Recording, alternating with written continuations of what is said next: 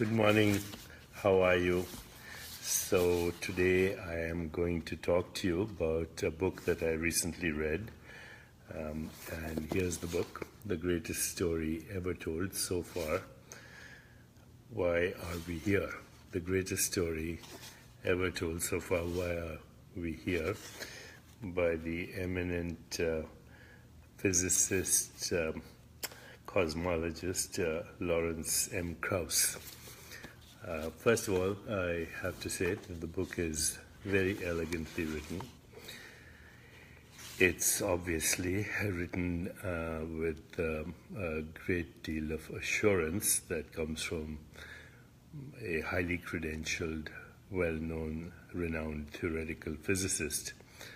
Lawrence M. Krauss is the director of the Origins Project at Arizona State University. He's the author of more than 300 scientific publications and 9 books, including the international bestsellers A Universe from Nothing and The Physics of Star Trek. He's the recipient of numerous awards and writes regularly for The New Yorker and other publications as well. The book has endorsements from Neil deGrasse Tyson, who says, as Bard of the Universe, physicist Lawrence Krauss may be uniquely qualified to give us the greatest story ever told. A masterful blend of history, modern physics, and cosmic perspective that empowers the reader to not only embrace our understanding of the universe, but also revel in what remains to be discovered. There are numerous accolades for this book from various people, including my friend and critic Michael Shermer. There are praises from Nobel laureates, etc. So who am I to critique this book? Well, I am always curious about how great scientists think, so I have read Dr. Krauss's previous book, and I enjoyed reading this as well. Okay, so first of all, to give you a glimpse of the book, The Greatest Story Ever Told So Far, Why Are We Here? Lawrence M. Krauss. Here are some of the chapters. He talks about Plato's cave right in the beginning, and the other chapters are very poetically described: through a glass slightly, there and back again, a stitch in time, the shadows of reality, a universe stranger than fiction, a wrinkle in time, decay and rubble, from here to infinity, desperate times and desperate measures, march of the titans, endless forms, most beautiful symmetry strikes back, cold, stark reality, breaking bad or beautiful, living inside a superconductor, and the bearable heaviness of being, symmetry broken, physics fixed, revelation in the end. He calls this last part revelation, the wrong place at the right time, the fog lifts free at last, spanking the vacuum, Gothic cathedrals of the 21st century, more questions than answers, from a beer party to the end of time, cosmic humility. It's a tour de force, and I have to congratulate Dr. Krauss for producing an extraordinary book that is definitely the best version of the scientific universe as we presently know it. Is it bringing us closer to truth? And what is truth with a capital T? After all, who is it in us, or what is it in us that wants to know?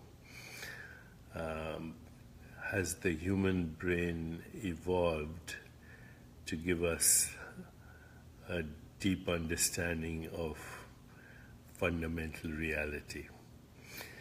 So even though Dr. Krauss goes into great details at attempting to get to the holy grail of science, which is a unified field theory for everything. I was quite taken with his elegance, but at the same time a little disappointed that the word consciousness does not even appear in the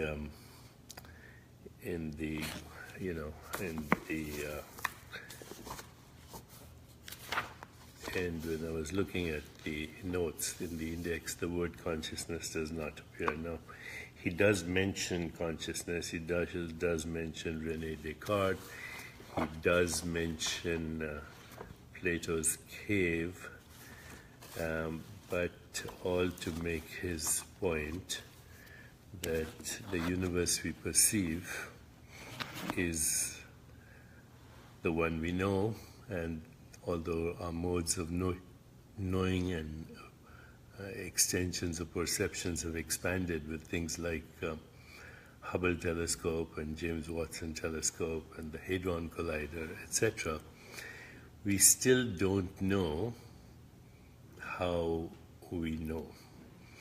We still don't know if the human brain is the source of all knowing and experience.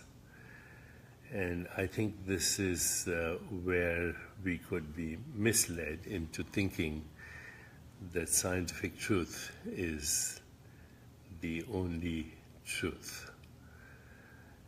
And there's a danger sometimes when we mix science with scientism. Scientism is dogma and an ideology which says that scientific truth is the only truth. So I would like to suggest another way where this book can be helpful, because I highly recommend that you read it. Here's the book. You need to know what the scientific world is thinking, but you also need to think for yourself. The question I would like to ask is, who or what is it in us that wants to know? What is the source of our curiosity, of our wonder, of our desire to know? And as Dr. Krauss points out, in the end, of course, everything is in a way connected to our desire to know ourselves. So can we know ourselves by looking at what we call the laws of nature, which are nothing other than regularities of experience? I would like to suggest that the truth is more elusive. The truth is awareness which makes it possible for us to know. The truth is the awareness in which knowing and experience are an activity. So many wisdom traditions, including some great philosophers in the West, including Martin Heidegger and Immanuel Kant and the great Eastern non-dualists like Adi Shankara, many others, the transcendentalists like Emerson, Thoreau, Walt Whitman, Aldous Huxley, were of the opinion that the ontological primitive of the universe was consciousness or awareness. That science is a particular methodology and a particular mode of thinking, a system of thought that uses observation, experiment, and theory to describe what it calls reality. Scientists do not usually talk about ontological principles, although most science is based on what we call a physicalist ontology, which means it assumes that the ontological primitive is matter. And there are many people that question that. There are many people, intelligent people, that question that matter even exists. Of course, we think of matter in two ways. One is biological matter, and then there is inanimate matter. But biological matter, inanimate matter are both made of the same molecules, the same atoms, and the same subatomic particles, which also happen to be probability waves.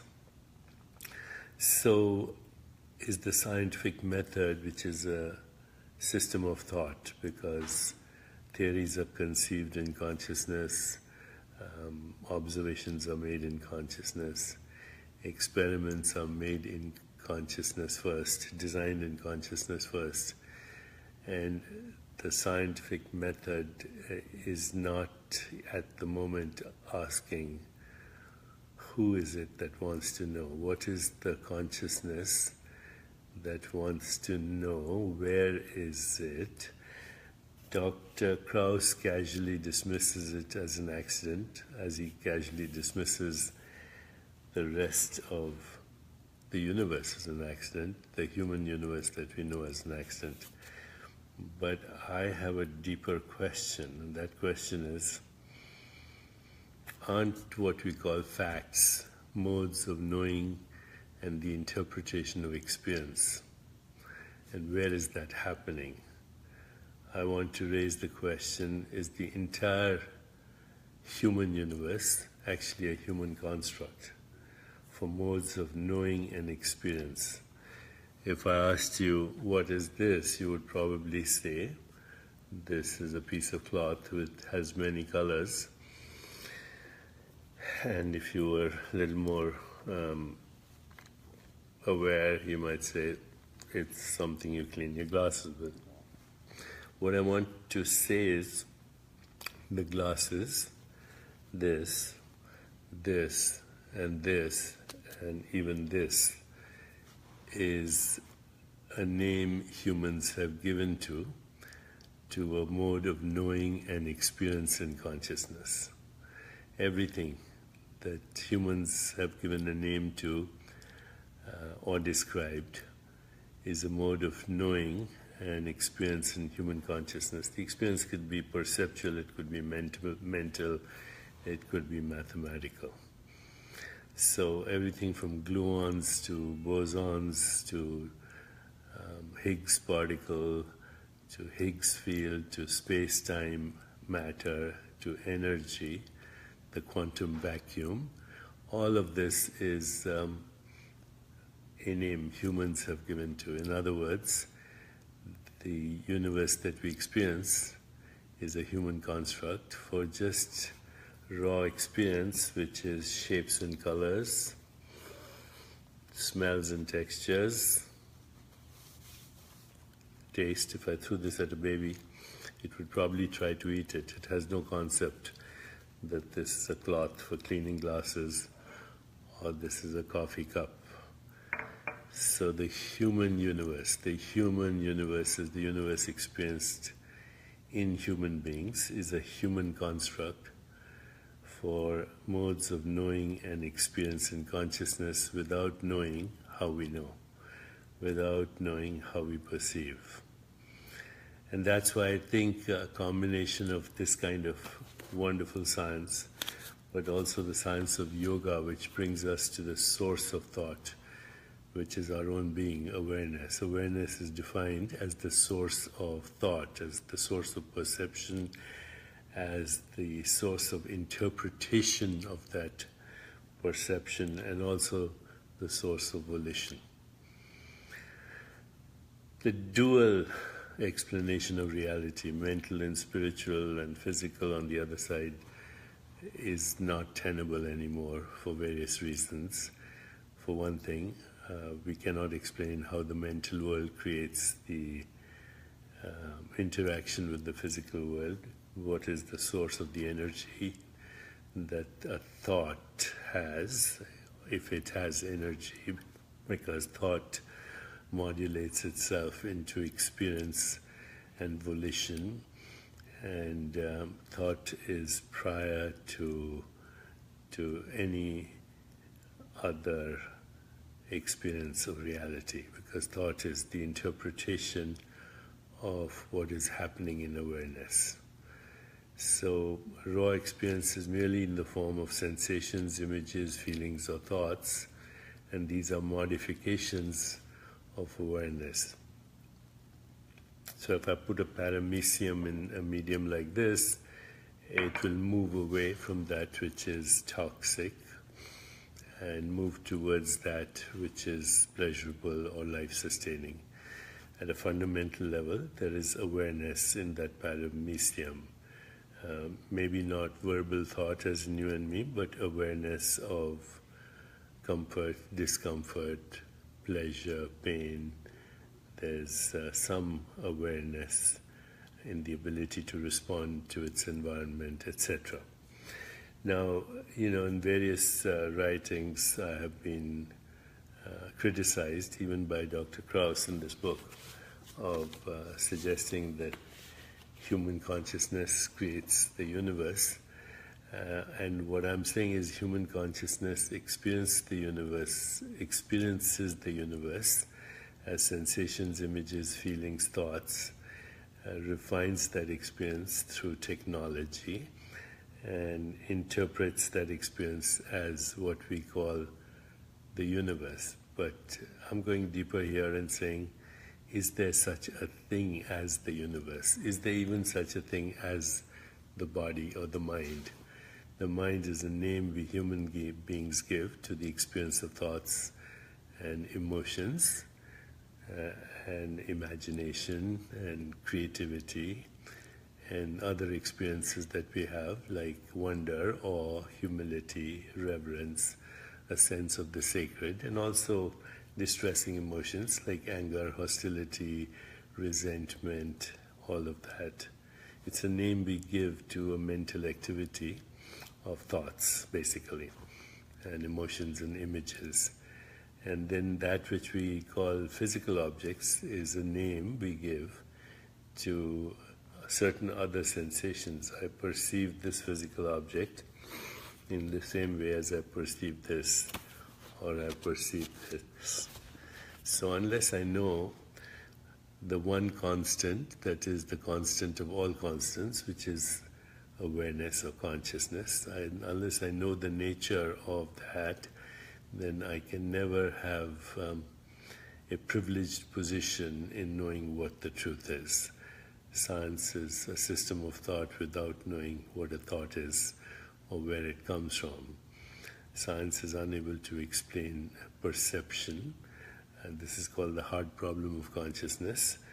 And science is unable to explain any modality of knowing and thinking. A deeper understanding of ontology and epistemology is needed for us to get closer to the truth. And maybe the truth is that there is only consciousness, and that we are a species of consciousness, and that we need to revise everything that we know about reality, including straightforward Darwinian evolution through random mutations and natural selection. Darwin didn't know anything about epigenetics. He didn't know that modes of experience and behavior could be transmitted to future generations. He did not ever question the nature of consciousness, without which there would be no so-called experience of reality. So, I'd like you to think of something deeper, and that is that the entire story is just another story. It's the latest creation myth, and it's convincing because it helps us create technology, but we must be a little more holistic. If we want to understand the truth, we have to understand not only what we call the universe through what we call the laws of nature, but we want to understand Who is it that wants to know? What is it that wants to know? Is the entire human experience of the universe just a human construct for modes of knowing and modes of experience, and that these modes of knowing and experience are modifications of awareness itself, in that awareness modifies itself as a thought, awareness modifies itself as a feeling, awareness modifies itself as an image, as the experiences of wonder, curiosity, humility, awe, reverence, and the disdain that Dr. Krauss has for religion or philosophy or other modes of knowing. Are perceptions just modifications of awareness? In other words, there is only awareness, and its modifications that we call knowing and experience, and that everything else is a system of thought without knowing what a thought is, without understanding the source of thought.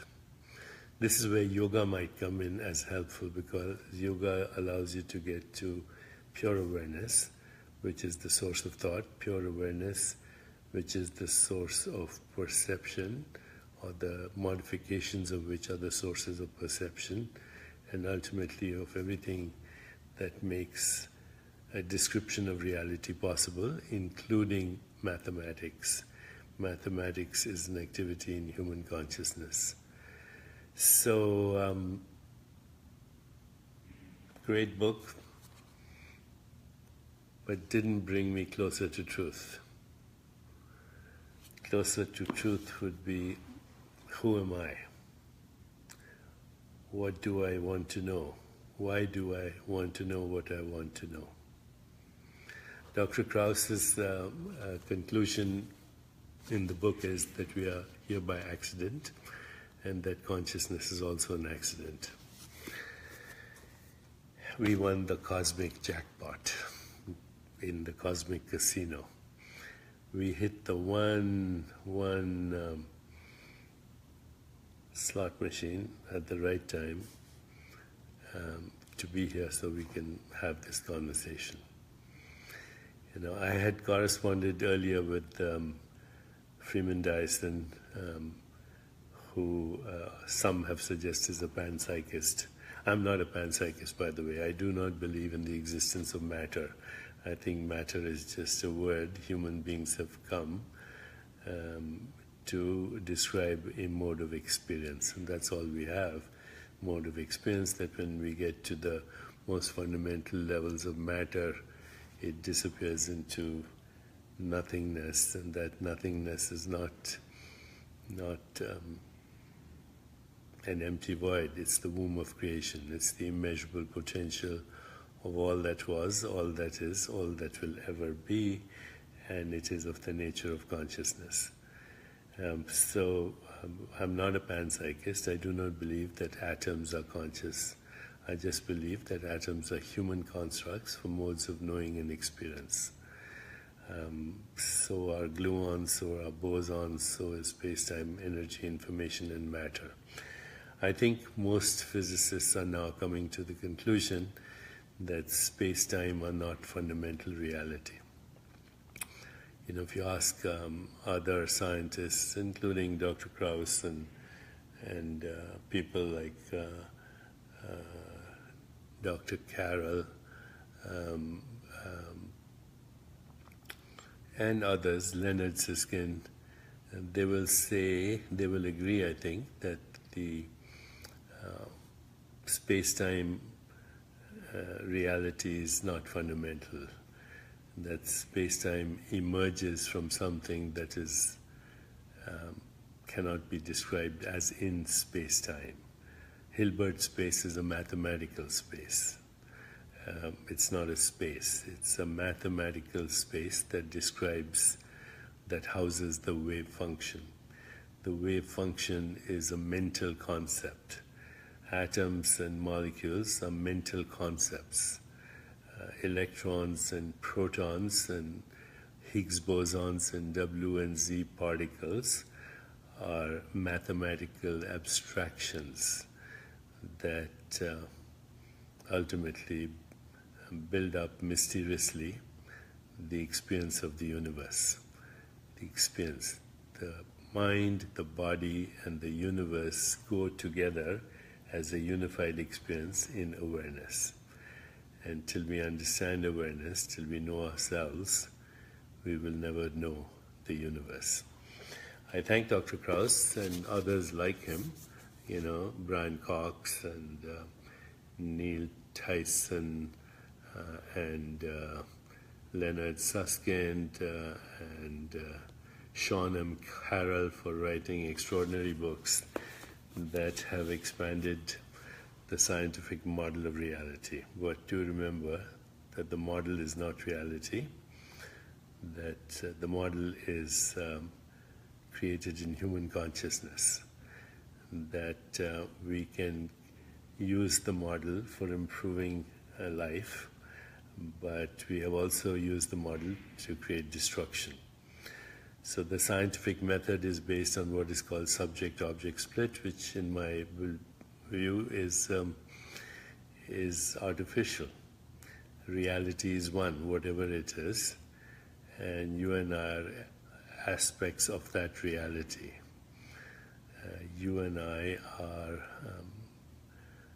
the universe becoming aware of itself. The universe is aware of itself in us, in our consciousness, and ultimately existence and awareness of existence may be the same thing.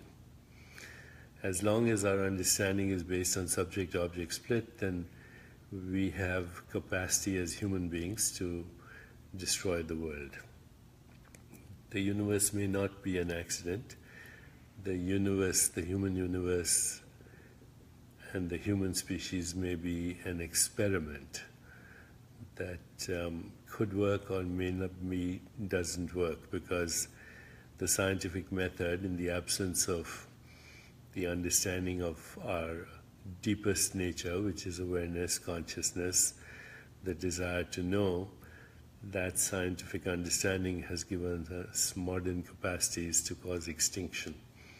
All the problems that we are trying to solve, climate change, global warming, extinction of species, destruction of the ecosystem, poisoning in our food chain, all of these are human capacities that have come with scientific knowledge. So scientific knowledge is not enough for us to save ourselves. In fact, scientific knowledge has given us the capacity to cause our extinction. So I recommend highly this book and others like it by great scientists. But I do ask you to think for yourself and not be intimidated by authority, especially if it comes from academic circles. Understand yourself, your spiritual nature as awareness. Existence is mysterious, but awareness of existence is even more mysterious. Congratulations to Dr. Krauss for adding another understanding and improving our understanding of the scientific view of the universe, and what I may say is the latest creation myth. Thank you. Have a wonderful day.